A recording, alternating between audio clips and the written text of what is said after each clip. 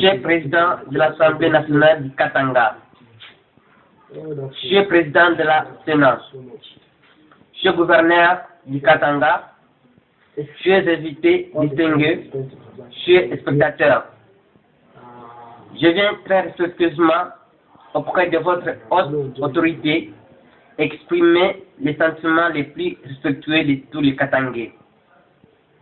Comme vous le saviez, notre pays a une histoire et notre peuple ont eu leurs histoires, car un peuple sans histoire, c'est un monde sans arbre.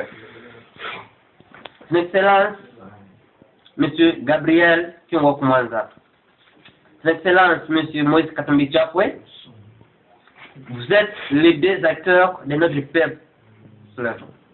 Notre peuple attendait de vous une liberté totale du Katanga. Mais cette population est déçue, vit les souffrances que subit cette population à cause de ce mariage indivorçable avec la RDC. Alors, j'aimerais apporter un message à la jeunesse katangaise. Ce message comporte 4 points très importants. 1. Faire connaître les jeunes katangais et katangaises que c'est le moment de libérer leur patrie. 2. Montrer à tous les peuples du monde que ce n'est pas par curiosité, ni l'esprit d'égoïsme et cupidité, nous ne sommes contre l'Union africaine, plutôt montrer la différence de nos deux pays. 3e point, les conséquences de notre mariage avec la RDC.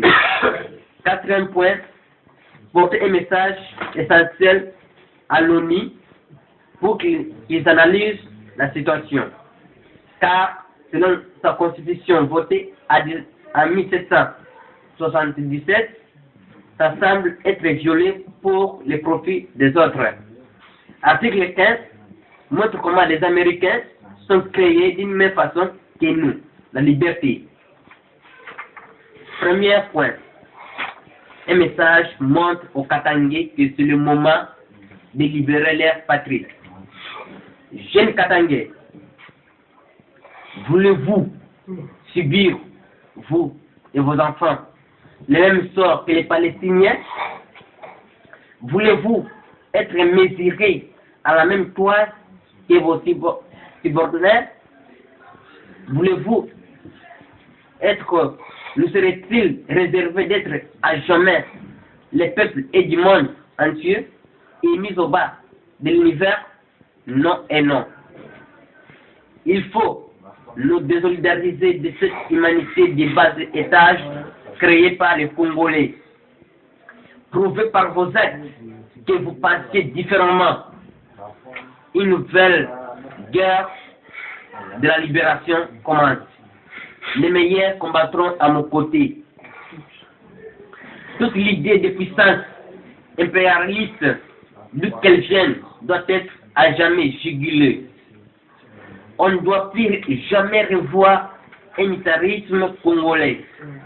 Seule la coopération chaleureuse de tous les peuples katangais parviendra à créer les terrains sur lesquels il sera possible de bâtir un nouvel édifice. Toute centralisation autoritaire semblable à celle qu'a tenté d'exaucer au Katanga et en Afrique, l'État congolais doit être étouffé dans l'œuf. Le Katanga de demain n'est peut-être qu'un révolutionnaire. C'est la révolution instituée sur des bases saines peut encore insuffler une vie nouvelle au Katanga affaibli. Un révolutionnaire socialisme raisonnable doit libérer la communauté de travailler à son esclavage. L'autarcie et ses fallacieuses réalisations doivent disparaître du Katanga. Chaque peuple, chaque individu katangais doit pouvoir bénéficier des biens universels. l'heure est venue, je dis l'heure est venue, de rendre des comptes à la jeunesse katangaise sur l'escrable tyrannie que notre peuple a dû endurer. Au nom de la jeunesse katangaise, j'exige de l'État de Joseph Kabila Kabange, Barack Obama et ceux de François Hollande la restitution de l'État du Katanga et de la liberté individuelle, les biens les plus précieux des Katangais. Parce que nous avons été abusés de la façon la plus méprisable. Nous avons grandi dans un pays où l'expression de toute liberté était bâillonnée. Le nom du Katanga restera à tout jamais honni si la jeunesse katangaise ne s'insurge pas, enfin ne venge pas, et en même temps n'expulse, n'écrase son bourreau et n'érige un Katanga nouveau et moral. Jeunes Katangais, levez-vous et disons vive, vive, vive Katanga.